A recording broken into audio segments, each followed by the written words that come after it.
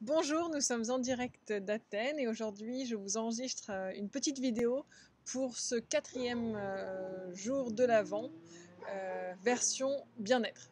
Donc, on va parler d'un concept central en Ayurveda qui s'appelle le concept d'Agni. Agni, ça veut dire quoi? Ça veut dire le feu digestif. Le feu digestif, autrement dit, ce sont vos enzymes digestifs qui sont dans votre estomac et qui vous permettent d'assimiler, de digérer, d'absorber les aliments que vous ingérez. Donc, pourquoi c'est hyper important de comprendre comment fonctionne le feu digestif? Tout simplement parce que ça évite un grand nombre de problèmes digestifs. Donc, comment savoir si notre feu digestif fonctionne? Déjà, si ça ne fonctionne pas, c'est qu'en général, vous avez des symptômes, des ballonnements, des problèmes de constipation ou de diarrhée, de reflux gastrique, des gaz, formation de gaz, des brûlures d'estomac, etc. Ou alors des intolérances. Alors ça, c'est le grand sujet, intolérance, allergie, etc. Donc, la source de beaucoup de nos problèmes est la qualité du feu digestif. Il y a 3 types de feu digestif. Ou alors, il est équilibré, donc ça c'est super. C'est l'idéal. Et je vais vous expliquer comment reconnaître un feu digestif, bien sûr, équilibré. Ou alors, il est trop proéminent, trop fort. Et dans ces cas-là, ce qui se passe, c'est qu'il va tout brûler sur son passage et rien assimiler du tout. Le deuxième type de déséquilibre, c'est lorsqu'il est trop faible. Et là, c'est-à-dire que il ne va rien non plus digérer, puisqu'il ne va rien, il n'est pas suffisant pour digérer la nourriture. Et le troisième type de déséquilibre, c'est lorsqu'il est ou trop fort, un coup trop fort, ou un coup trop faible. C'est-à-dire parfois vous pouvez ressentir ce feu qui fonctionne bien, et de temps en temps il ne fonctionne pas du tout, ou alors il est vraiment complètement éteint. Donc comment on le sait? Le feu digestif en fait est lié à la sensation d'appétit. C'est plutôt simple. Donc quand votre feu, donc ça c'est votre feu dans votre estomac, vous pouvez l'imaginer là, dans votre estomac, vous ne voyez pas trop ma main, voilà.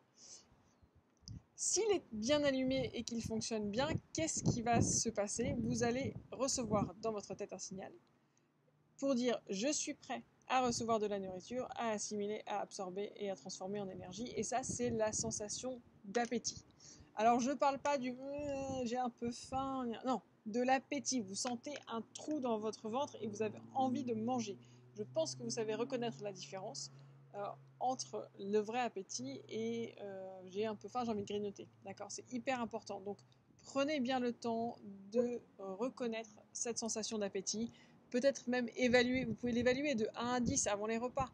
J'en suis où je suis plutôt à 3 à 4, j'ai envie de grignoter un petit truc. Ok, prenez un petit fruit, quelque chose de léger. Ou alors c'est vraiment la faim, entre 6 à 10, et là, allez-y, prenez le repas qu'il vous faut.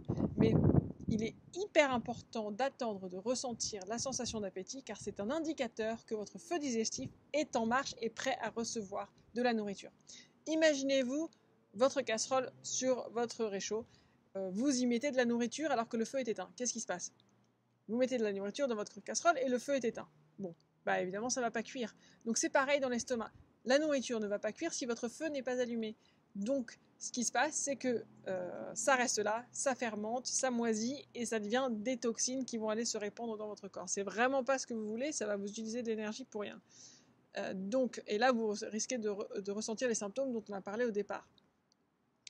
Donc il est important de bien reconnaître votre sensation de faim, qui est l'indicateur de l'état de votre feu digestif, et puis de le maintenir aussi, ce feu digestif, parce que qu'est-ce qui se passe? J'ai un feu digestif, et avant le repas, je décide de boire un bon verre d'eau froide. Bon, imaginez, vous avez un feu, vous versez dessus quelque chose, une boisson froide, une boisson fraîche ou un peu lourde. Qu'est-ce qui se passe avec le feu? Vous l'éteignez, voilà, ça c'est pas une surprise. Donc là, impossible de digérer ce qui suit par la suite, parce que dans votre casserole, vous ajouterez les aliments, mais le feu sera éteint, donc ça va toujours pas être digéré. Ok? Donc c'est plutôt un concept simple. Veillez à ne pas manger des choses trop froides, de boire des choses trop froides avant les repas, ou juste des quantités de liquide trop importantes avant le repas. C'est juste de la logique, c'est pas très compliqué. C'est pareil, imaginez votre feu. Voilà, toujours dans tous ces états, super, vous avez ressenti l'appétit, vous êtes prête à déjeuner, vous êtes tranquille, vous avez une petite assiette, et là, vous mangez devant la télé, par exemple, ou avec votre téléphone, ou avec un livre. Et là, vous vous rendez pas compte, mais vous mangez trop. Ou alors juste parce que vous êtes un peu stressé, c'est l'heure du déjeuner, vous mangez vite, vous mangez trop.